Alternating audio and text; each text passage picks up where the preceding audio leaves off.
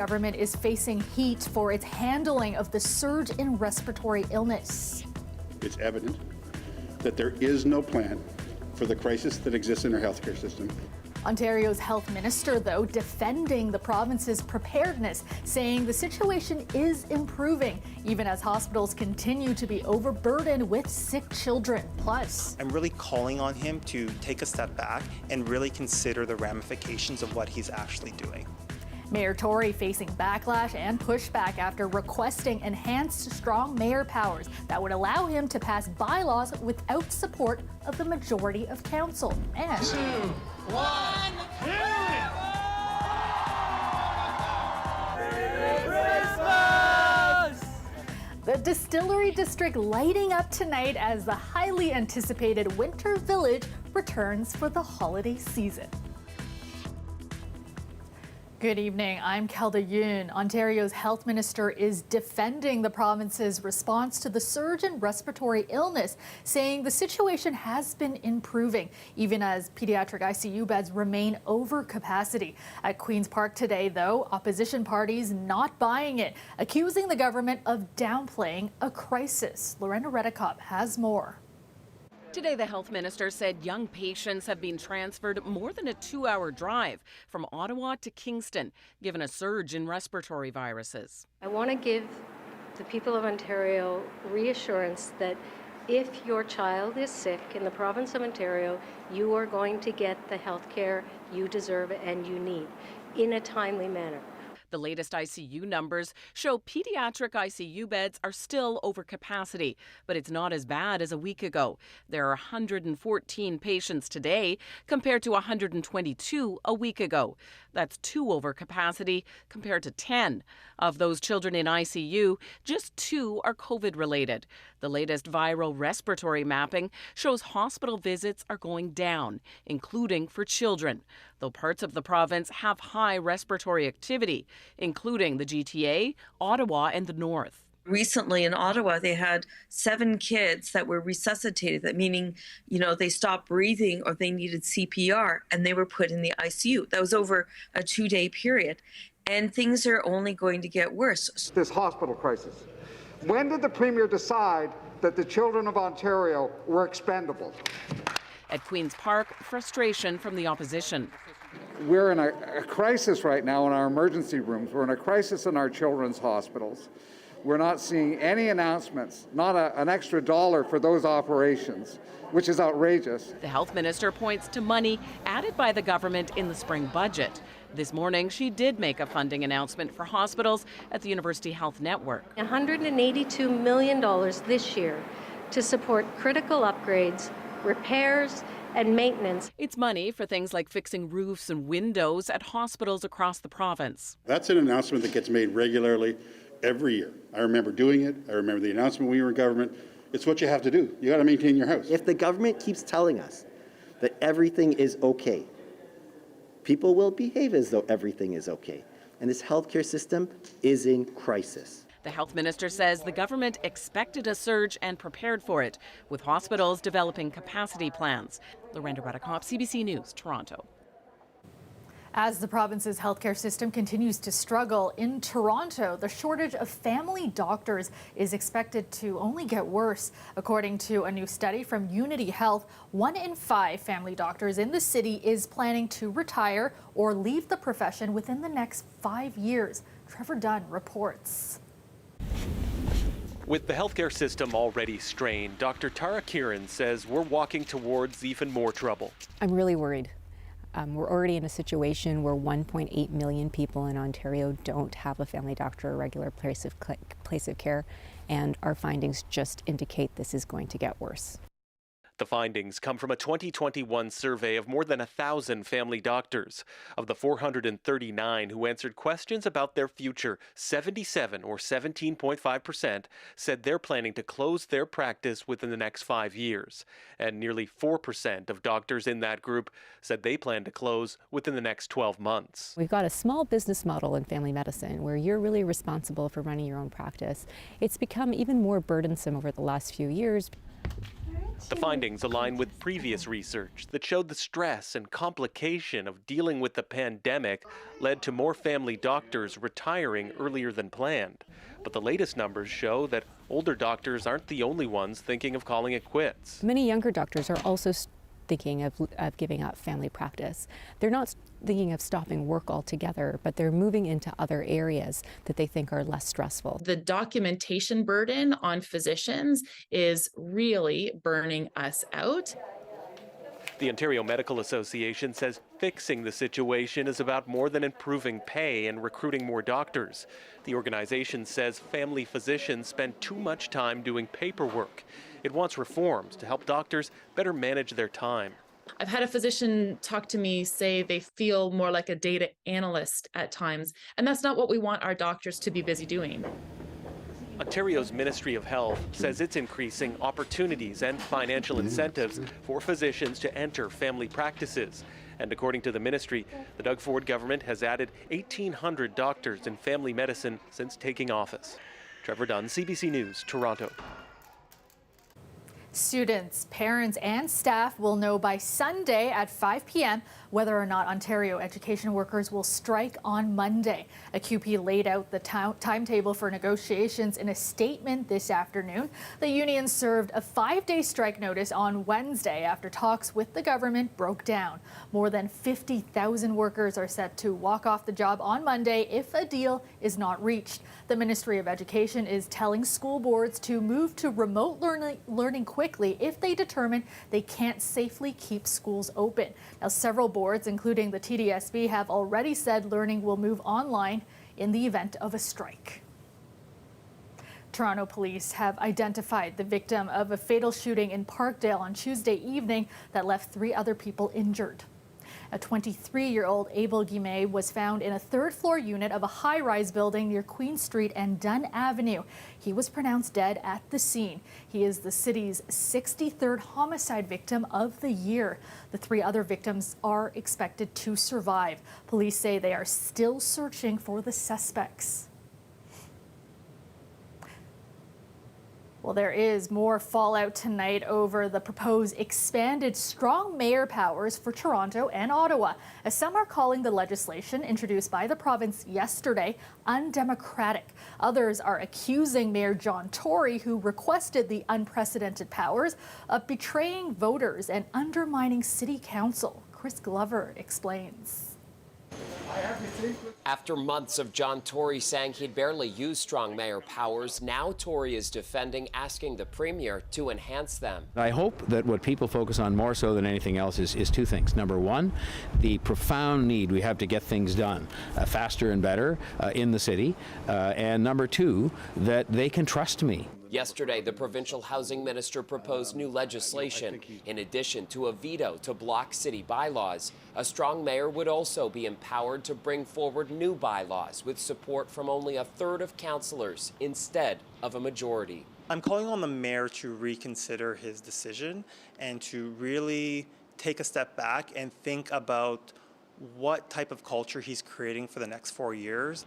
New councillor for Scarborough North, Jamal Myers, penned a letter to Tory calling on him to stand down on his request for the sake, Myers says, of collaboration for now and the future. While Mayor Tory might be very responsible in how he exercises or whether he exercises these new powers, the next mayor might not be. Tory isn't budging. He says in the last council, this enhanced power would have helped him legalize duplexes, triplexes, and rooming houses citywide.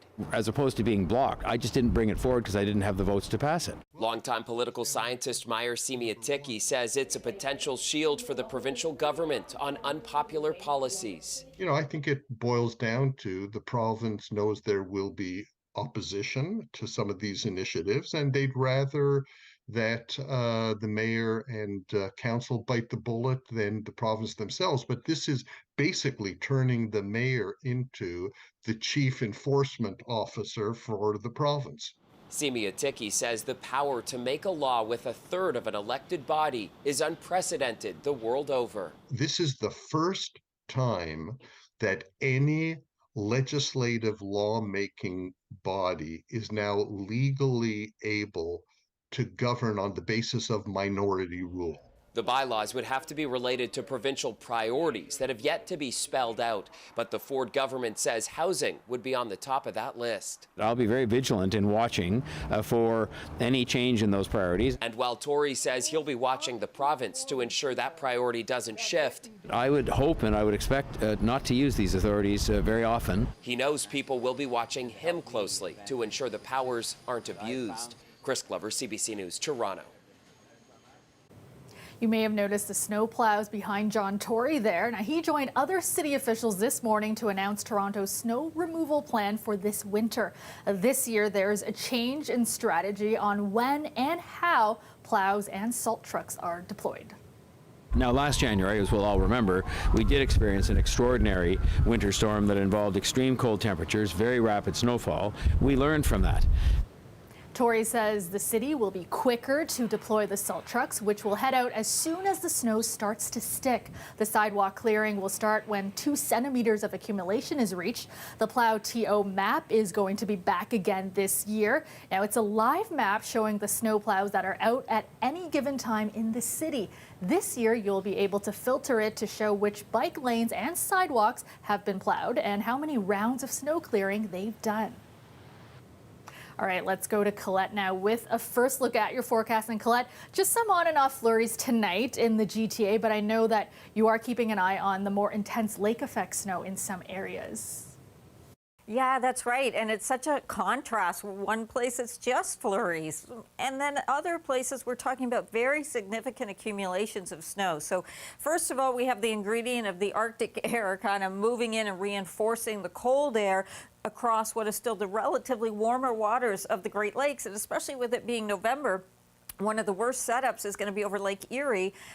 None of it is frozen over at this time of year, this particular year. So that's really going to provide a fetch why the most significant snow accums will be in Buffalo and Erie County stateside. But there's still plenty of folks impacted here in Ontario. So around Georgian Bay, up the Bruce Peninsula, and the lee of Lake Huron, snow squall watches in place as well. We're seeing pockets through the Niagara region and beyond, and then over as well towards eastern Ontario. All areas to watch for 20, 25 centimeters, and in some cases more than that, very localized. And then stateside, if we add those on, they have lake effect snow warnings. They just call it something different there, but they definitely have warnings, whereas we're looking so far at watches and upgrading of those.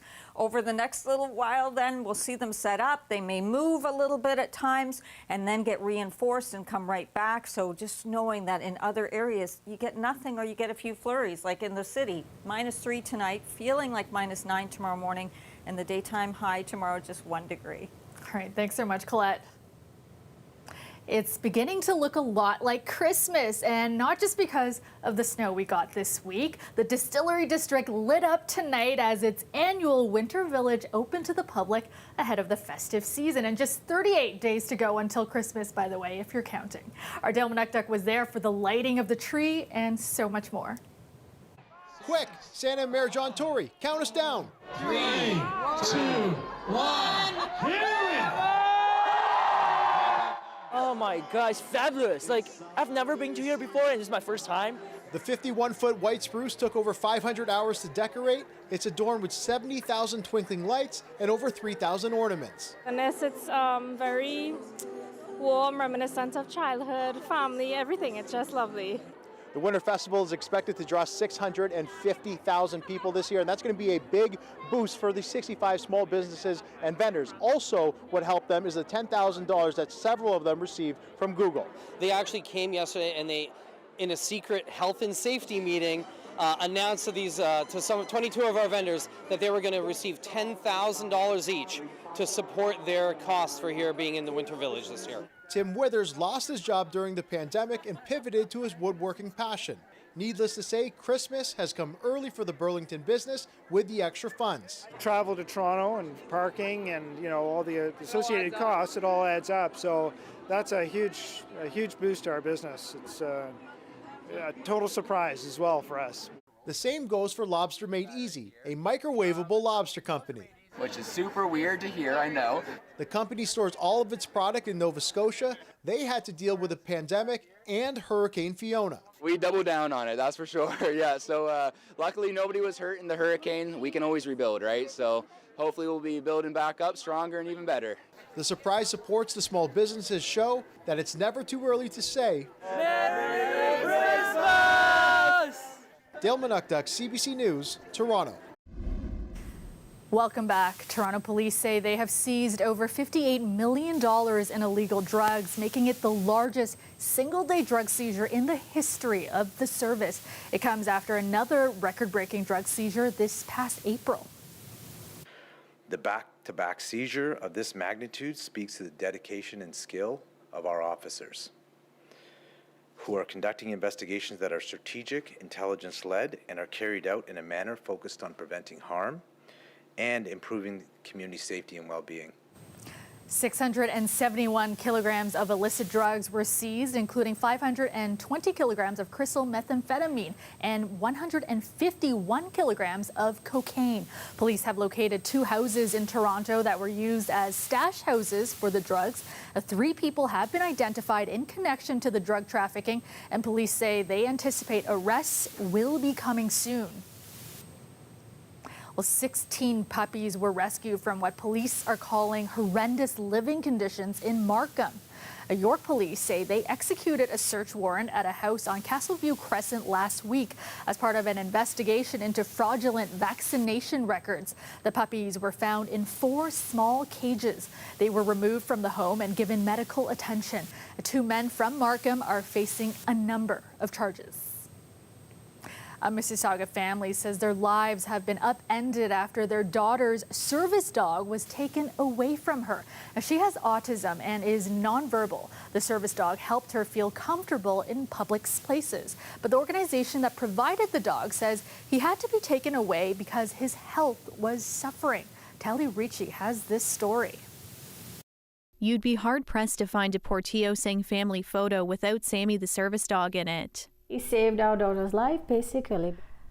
I can tell you for a fact that the best therapist comes with fur and 4 legs. Do you remember who that is? Who's that, Mama? It's Sammy. But Sasha Singh says her daughter was traumatized when Sammy was taken away earlier this year. Katiana is nonverbal and has autism.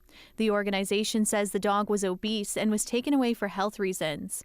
The family admits the dog put on some weight during COVID and they were working to bring it down. He gained a bit of weight, but it didn't stop him from being, in a manageable state or passing his public access test or, being physically functional. They had promised us that the dog was not going to be taken away, that they were just coming to see and to work with us to put up a plan to get him back on track. When they got here, 2 minutes into the conversation, they said, "We're taking him away." CBC News saw a letter written by a Mississauga vet a few days prior to the dog being taken away. It said Sammy was happy and healthy and noted the dog weighed around 110 pounds, which was acceptable, but said a more ideal weight would be 9 pounds lighter. In a statement, National Service Dogs said other veterinarians have treated the dog for orthopedic issues relating to his obesity, adding their thoughts are with the family as they navigate this difficult transition. It also said taking a service dog away is a last resort and is done for the animal's well-being. I've never heard of a similar case, and as the mother of a kid with autism who had a service dog for 10 years, my initial reaction is just shock. The only thing I think I could compare it to would be like taking away a wheelchair from a person with a physical disability. Literally, these dogs give children with autism more freedom and more independence. Katiana's parents say since the dog was taken away, their daughter has regressed and is unable to go out in public without exhibiting aggressive behaviors. The process of getting a service dog takes years and costs thousands of dollars. They say they feel betrayed by the experience.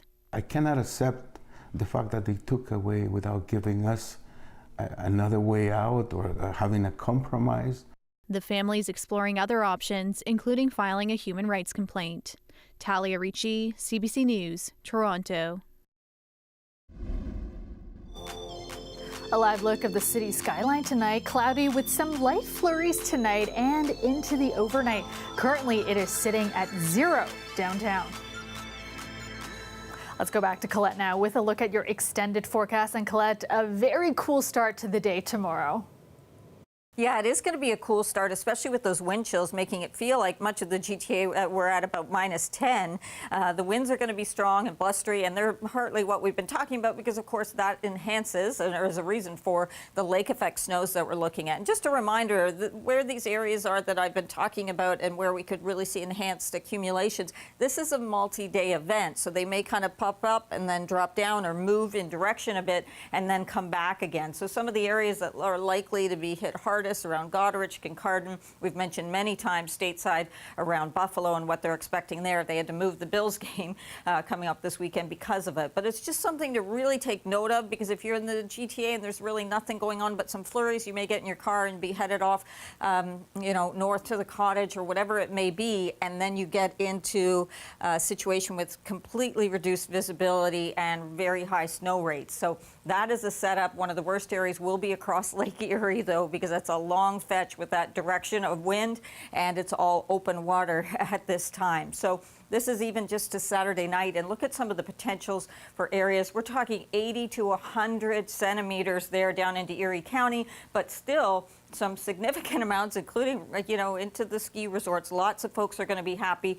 Look out into eastern Ontario, though, too, and the Niagara region being impacted by these. And as we roll this forward, by the time we get towards the end of it, late Sunday, those snow totals go up even further. Tonight, your temperatures, well, feeling like -10 with the wind chill, but readings around -3 and beyond. And then around the Golden Horseshoe, -2 for St. Catharines, it's -4 for Hamilton. But the end result with the winds is that just about everyone is feeling -9 or -10 for that wind chill. The high tomorrow, just 1. As the colder air kind of filters in behind the front that's passing tonight, you'll feel it even more so into the weekend. So a burst of that colder air, quite breezy into Sunday. And then we get to see things warming up a little bit at the beginning of next week, hopefully melting in some cases where you want it melted, some of that snowfall. Okay, that's good to hear. Thanks so much, Colette. And that is our show for you tonight. Thank you so much for watching. I will see you back here tomorrow night at 11. And we'll leave you now with another look at the unofficial kickoff of the Christmas season in the Distillery District tonight. Have a great night.